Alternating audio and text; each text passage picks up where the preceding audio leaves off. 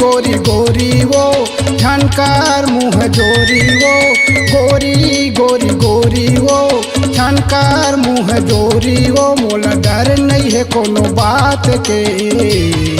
तय सपन में आथस वो आधा रात के तय सपन में आथस वो आधा रात के हे गोरी गोरी गोरी वो झनकार मुँह जोरी वो गोरी गोरी गोरी वो झनकार मुँह जोरी वो मोला डर नहीं है कोनो बात के तय सपन में आथस वो आधा रात के तय सपन में आथस वो आधा रात के।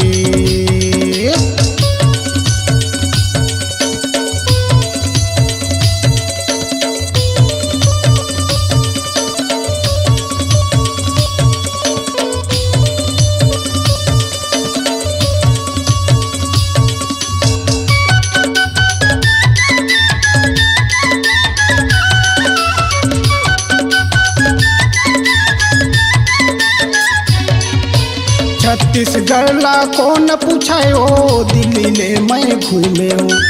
रात रानी का सा दिखा था गोरी तोर बजाल में फेंके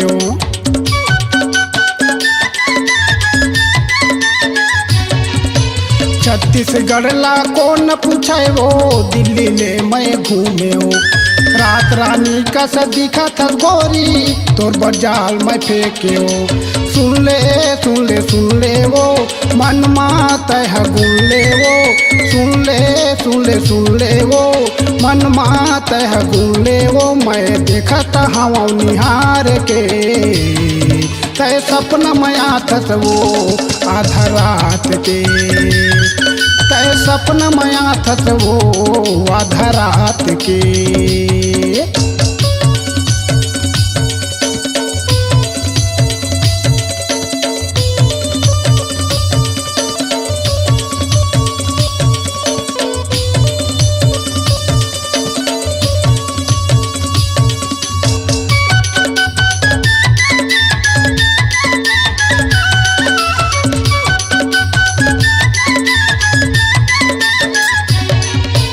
रायपुर के मन चढ़ा पूरा मन लाइन मारे तोला देख के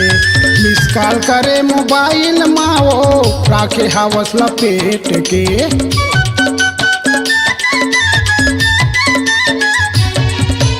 रायपुर के मन चढ़ा पूरा मन लाइन मारे तोला देख के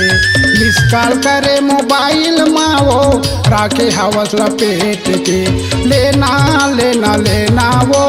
देना देना देना वो लेना लेना लेना वो देना देना देना वो नंबर ला मोबाइल के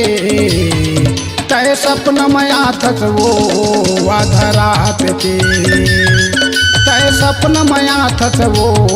आधा रात के।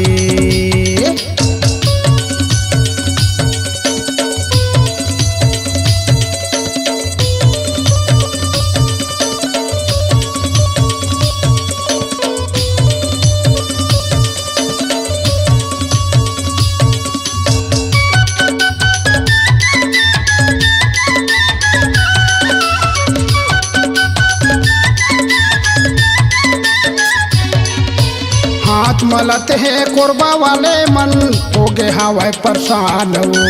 कुमड़ा खोल मार रही था मैं कन्हैया भला जान वो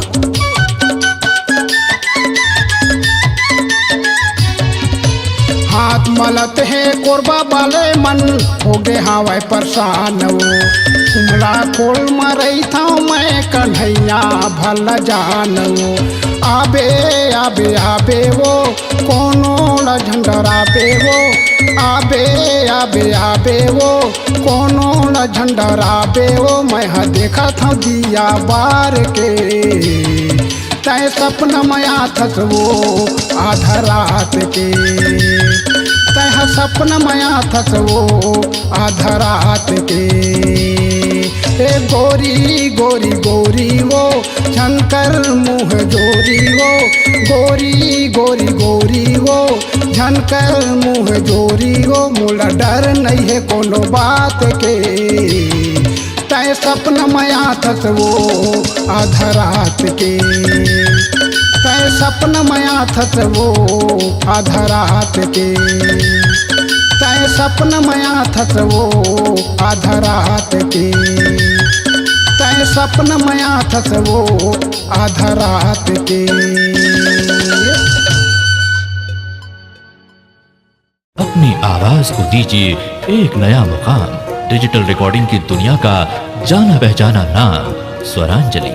जहां गूंजती हैं ध्वनियां अपनी माटी की सौंधी सुगंध के साथ। छत्तीसगढ़ी संगीत के विविध रंग जो पहुंचाते हैं पूरे प्रदेश में डिजिटल रिकॉर्डिंग के संग। स्वरांजलि स्टूडियो, नेमीचंद गली नंबर 2, गंजपारा, रायपुर।